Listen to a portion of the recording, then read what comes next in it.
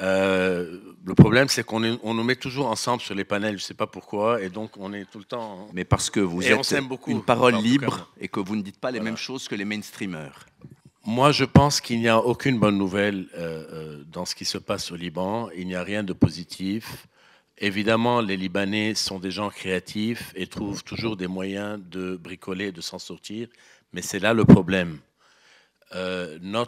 Si on va reprendre l'histoire, parce que Farid insiste, il y avait un modèle économique qui marchait et qu'on appelait le miracle libanais. C'est-à-dire qu'on produisait rien, mais l'argent rentrait quand même. Mais c'est quand même dur parce que la réalité, c'est que on nous vantait ce modèle économique comme étant extraordinaire. Faisons des enfants, envoyons-les à l'université, et après ils vont émigrer, et comme ça ils ramèneront de l'argent, pendant que ceux qui restent, les parents, les vieux, il y a un problème de vieux au Liban, ils sont seuls, ils n'ont personne pour s'occuper d'eux. On est là pour entretenir la maison.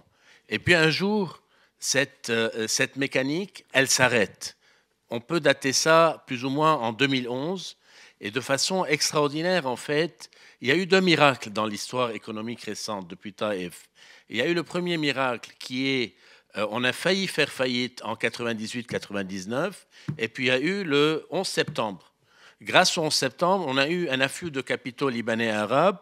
On a cru qu'on était des génies, mais on n'était pas des génies. C'était le choc extérieur était en notre faveur. La même chose après 2006.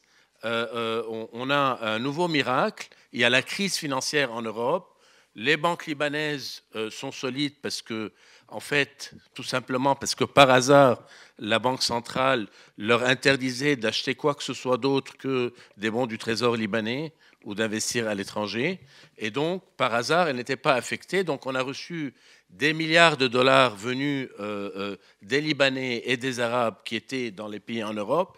Et on a cru de nouveau qu'on était des génies, d'autant plus qu'on a eu une croissance économique de 3 ans qui était de 7 à 8% en raison d'une bulle, une bulle extraordinaire immobilière. Et voilà, et de nouveau, sans gouvernance, sans gouvernement, sans vous rappeler, bon, je vais être politiquement correct, sans gouvernance. On avait dit que non. On avait dit qu'on avait une parole Oui, mais libre il y et a pas des de limites. politiquement correct. Il y a des limites, on a des intérêts à protéger.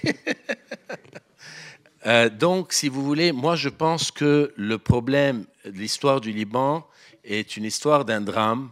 C'est que parce qu'il s'est passé des événements, des chocs extérieurs qui a été en notre faveur, on s'est cru autorisé à ne rien réformer. Les politiques ont démissionné, ils ont tout abandonné à la Banque centrale.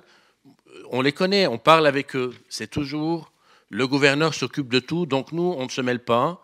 La Banque centrale, il y a un problème de gouvernance, chacun ne fait pas son métier. C'est la fuite en avant dans l'espoir d'un nouveau choc positif qui n'est pas venu. Je ne mets le blâme sur personne, au contraire. Les politiques auraient dû faire leur métier. Notre problème, c'est une dette qui n'a pas arrêté d'augmenter, d'augmenter, d'augmenter. Et qu'on a, avec un impact terrible sur l'économie réelle. La crise, elle ne date pas de cette année, elle date d'il y a 4, 5, 6 ans. L'économie réelle est par terre depuis des années et des années parce que l'économie financière a pris le dessus. Les taux d'intérêt, impossible d'emprunter, impossible d'entreprendre. Mettez votre argent à la banque et gagnez des taux d'intérêt de plus en plus élevés. Je suis sûr que vous avez tous des notions d'économie. C'est le meilleur moyen de tuer une économie, c'est quand elle devient financiarisée, elle est basée sur la spéculation, sur les taux d'intérêt élevés, et qu'en fait, elle n'est nourrie que par des dépôts qui doivent venir à tout prix avec des taux d'intérêt qui augmentent de plus en plus. Voilà, j'ai fait mon temps. On doit parler de l'avenir du secteur bancaire. Quel est le rôle du secteur bancaire dans cette économie qui est en train de se... Très bien. D'accord. Je vais commencer par dire que pour l'instant, le secteur bancaire est dans une situation qui est difficile. Parce que l'État libanais est dans une situation difficile et que le secteur bancaire a prêté au secteur public 60 à 70% des dépôts de ses clients. Et donc, on a vraiment une situation dramatique. Pourquoi ? Parce qu'à mon avis, mais c'est l'avis aussi de la plupart des experts, on ne peut pas sortir de la crise sans résoudre le problème structurel de la dette de l'État, c'est-à-dire le réduire en termes de montant ou de net present value. Sinon, M. Duquesne vous expliquera qu'il faudrait un excédent primaire tellement colossal pour payer les intérêts que ce serait socialement inacceptable. Déjà, ça ne va pas être facile de faire accepter l'excédent primaire, donc l'effort budgétaire qu'il faudra faire au niveau de la fonction publique, des salaires, etc. Donc, on est obligé de réduire le stock de la dette. La solution. Et si on réduit le stock de la dette, ça a un impact sur le capital des banques. Donc, premièrement, il faut recapitaliser les banques, mais je ne vais pas rentrer dans ce domaine-là. L'autre sujet, c'est quel est le rôle pour les banques dans le futur. Je pense que les banques doivent maintenant arrêter dans le futur de financer l'État ou de jouer le rôle de collecteur de dépôts pour les mettre à la Banque centrale et penser réellement à financer l'économie pour qu'on ait enfin une économie réelle. Au Liban, on parle maintenant très souvent de la différence entre l'économie productive et l'économie de rente. On doit arrêter l'économie de rente. Les excédents de fonds qu'on a devraient aller dans l'économie réelle et financer cette économie. Par ailleurs, il faudrait, et ça c'est le rôle des banques spécialisées comme nous, qu'enfin on ait un marché financier. Aujourd'hui, c'est une fenêtre extraordinaire pour nous, c'est une opportunité, parce que les taux d'intérêt sont plafonnés, parce que l'argent est prisonnier au Liban, parce que les gens ont peur de garder leurs dépôts dans les banques. On est en train de travailler sur diverses émissions d'actions et d'obligations de sociétés qui sont viables, qui sont productives, qui sont exportatrices. Et on a les gens qui attendent avec impatience quand est-ce que vous allez offrir ce papier, parce qu'on sait, c'est dramatique ce qui se passe au Liban. Vous avez de l'argent dans la banque, vous ne savez pas quoi en faire.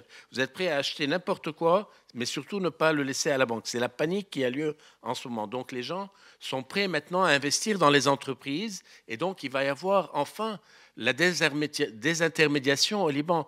On disait qu'on avait un secteur financier moderne. En fait, on est le dernier pays à avoir pris le train de la désintermédiation. On ne l'a jamais pris. On est resté dans l'intermédiation pure, dépôt, crédit, dépôt, crédit, dépôt, crédit.